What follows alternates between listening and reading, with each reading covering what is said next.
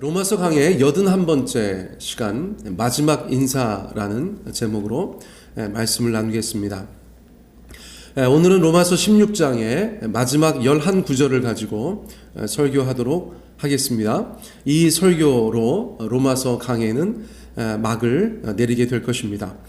지난 본문에서 바울은 대표적인 로마 교회의 성도들의 이름을 언급하면서 문안하였습니다.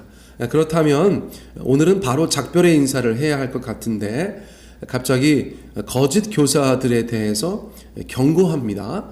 자, 17절 말씀. 형제들아, 내가 너희를 권하노니 너희가 배운 교훈을 거슬러 분쟁을 일으키거나 거치게 하는 자들을 살피고 그들에게서 떠나라. 한국말에 노파심이라는 말이 있습니다. 노파심은 노파의 마음, 노파는 나이든 할미 이런 뜻이 있어요. 그래서 노파심을 전체적으로 살펴보면 나이 많은 할머니의 마음이다. 저희가 그렇게 이해할 수가 있습니다. 예를 들면 할머니들은 나이든 자식들에게도 늘 염려의 말을 하죠. 자동차 조심해라, 먹는 거 조심해라, 옷 잘 입어라. 그것을 저희가 보통 노파심이라고 말하는 거예요.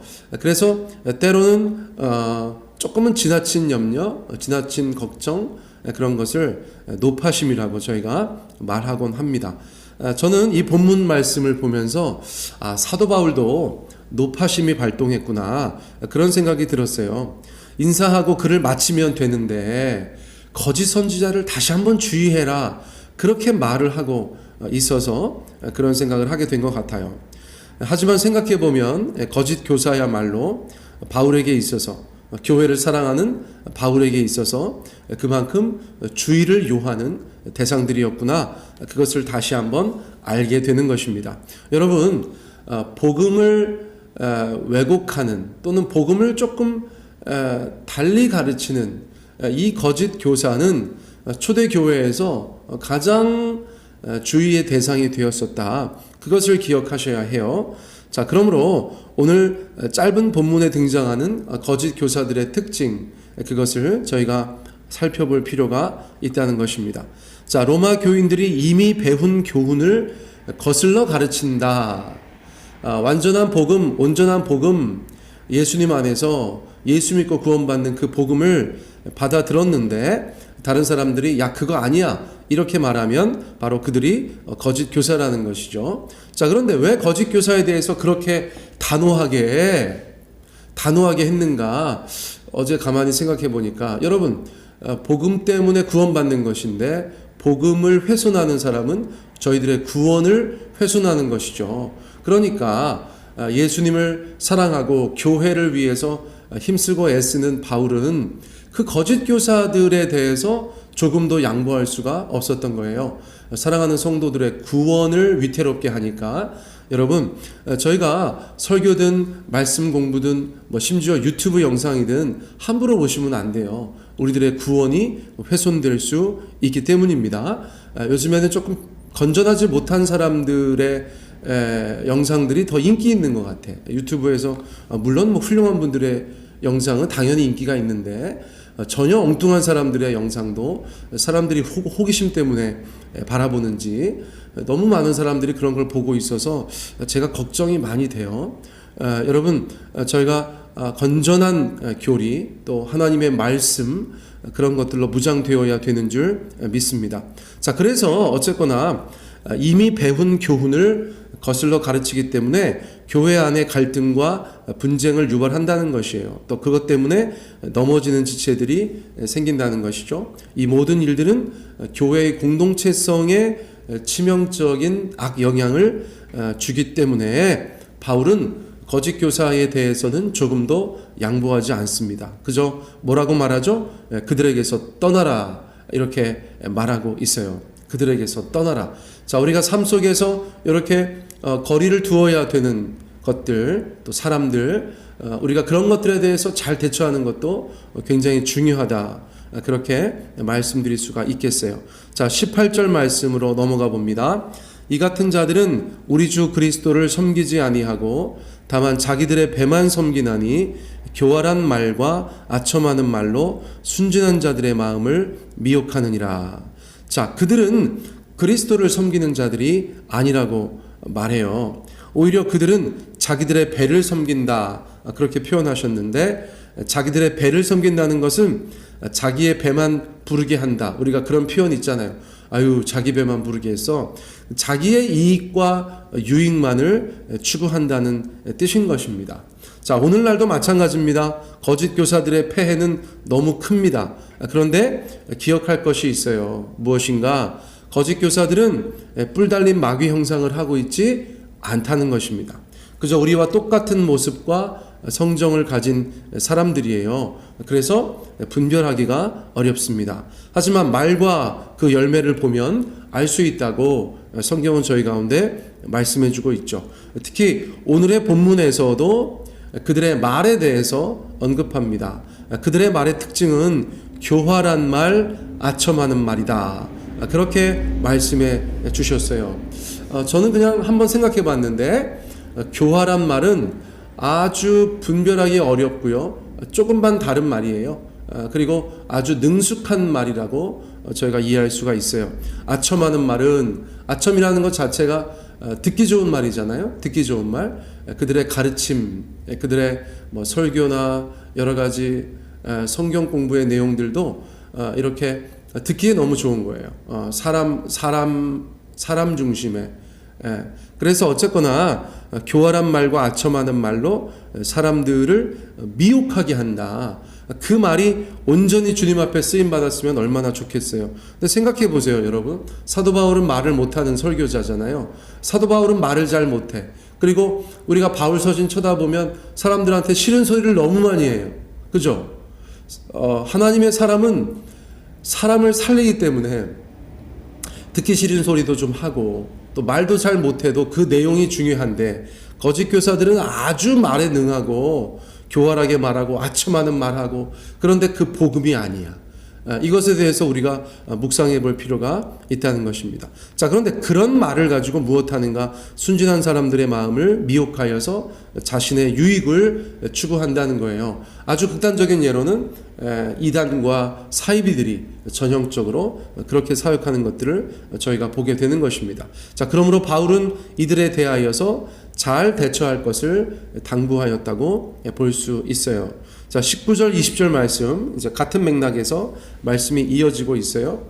너희의 순종함이 모든 사람에게 들리는지라. 그러므로 내가 너희로 말미암아 기뻐하노니 너희가 선한데 지혜롭고 악한데 미련하기를 원하노라. 평강의 하나님이 속히 사탄을 너희 발 아래에서 상하게 하시리라. 우리 주 예수의 은혜가 너희에게 있을지어다. 아멘. 선한데 지혜롭고 악한데 미련하기를 원한다. Romans 16:19 says, 그런 노래 있어요. 굉장히 아주 흥겨운 노래죠. Romans 16:19, 그게 로마서 16장 19절이라는 뜻이잖아요. 자, 로마서 16장 19절이 뭐냐? 선한데 지혜롭고 악한데 미련하라. 이거는 앞선 말씀하고 연결되어지는 것이에요. 선한 것은 온전한 복음이죠. 악한 것은 거짓 가르침이고, 또 선한 것은 하나님의 사람들, 그렇죠? 악한 것은 거짓 교사들. 저희가 그렇게 이해할 수가 있어요. 자, 그러므로 교인이라면 누구나 악한 것에 대해서 미련하고 선한 것에 대해서 지혜로워야 한다. 그것을 저희 가운데 말씀해 주고 있어요. 자, 교훈의 끝은 바울의 간절한 소망으로 마무리가 되고 있습니다. 평강의 하나님이 속히 사탄을 너희 발 아래에서 상하게 하시리라. 자, 이것을 통해서 우리가 알 수 있는 것은 뭐냐면, 거짓 교사의 배후는 사탄이다. 그러므로 바울은 이렇게 선포한 것이다 라고 저희가 볼 수가 있죠. 자, 이제 노파심이 발동했던 사도 바울의 그 마지막 거짓 교사에 대한 경고, 그것이 끝나고 21절부터 정말 작별 인사를 하는 거예요. 이제 편지, 로마서라는 서신을, 이 거룩한 서신을 마무리하고 있습니다. 21절, 22절, 23절 함께 읽어볼까요? 시작. 나의 동역자 디모데와 나의 친척 누기오와 야손과 소시바더가 너희에게 문안하느니라. 이 편지를 기록하는 나 더디오도 주 안에서 너희에게 문안하노라. 나와 온 교회를 돌보아 주는 가이오도 너희에게 문안하고 이성의 재무관 에라스도와 형제 구아도도 너희에게 문안하느니라. 21절부터 23절에 걸쳐서 등장하는 8명의 사람들이 있어요. 디모데, 누기오, 야손, 소시바더, 더디오, 가이오, 에라스도, 구아도. 이 8명의 사람들은 종종 익숙한 사람들도 있고 또 이름이 낯선 사람들도 있죠. 자, 그런데 이들은 누군가 바울이 로마서를 기록할 때 고린도에 있었거든요. 고린도에 있었는데 그 고린도에서 바울과 함께 있었던 지체들이다. 저희가 그렇게 이해할 수가 있겠습니다. 그래서 지금 바울은 곁에 있는 그 사람들 이름도 로마서 마지막에 기록하여서 로마 교회와 서로 인사 나눌 수 있도록 하고 있는 것이에요. 자, 그리고 나서 이제 25절부터 27절까지는 로마서의 마지막 세 구절이 되는 것입니다. 성경학자들은 보통 이 구절을 송영이라고 불러요. 송영. 글을 끝내면서 마무리하는 부분이다. 그래서 송영이라고 부릅니다. 지난 한 학기 동안 여러분 지난 새벽 예배 시작하는 그날부터 오늘 방학하는 이날까지 로마서만 다루었는데 로마서가 1장부터 16장까지 이렇게 딱 끝날 수 있다는 것 자체가 저는 굉장히 신기했어요. 끝에 조금 저희가 달리긴 했지만 그렇죠? 어쨌거나 요 마지막 세 구절입니다. 25절 나의 복음과 예수 그리스도를 전파함은 영세 전부터 감추어졌다가 이제는 나타내신 바 되었으며 영원하신 하나님의 명을 따라 선지자들의 글로 말미암아 모든 민족이 믿어 순종하게 하시려고 알게 하신 바 그 신비의 계시를 따라 된 것이니 이 복음으로 너희를 능히 견고하게 하실 지혜로우신 하나님께 예수 그리스도로 말미암아 영광이 세세 무궁하도록 있을지어다. 아멘. 바울은 회심한 이후에 평생에 걸쳐서 예수 그리스도와 복음을 전파하였습니다. 그 복음은 신비의 계시를 따라 된 것이다. 그렇게 말하고 있어요. 하나님께서 바울에게 계시해 주셨어요. 뚜껑을 열어 보여주셨고 베일을 걷어서 보여주셨어요. 자, 그것이 복음이에요. 자, 그래서 그 복음을 통하여서 모든 민족이 믿어 순종케 하시려는, 구원하시려는 하나님의 뜻이 담겨 있었다. 그렇게 말씀하고 있죠. 자, 그리고 그 하나님의 복음은 교회와 성도를 견고하게 하는 것이다 라고 송영에서 밝히고 있어요. 자, 우리는 그런 하나님께 세세무궁토록 영광을 돌려야 한다. 그렇게 이 로마서의 말씀을 마치고 있습니다. 저희가 로마서 1장부터 16장까지 총 81번의 설교를 통하여서 약 15분 분량의 설교로 그렇게 진행해 왔는데요.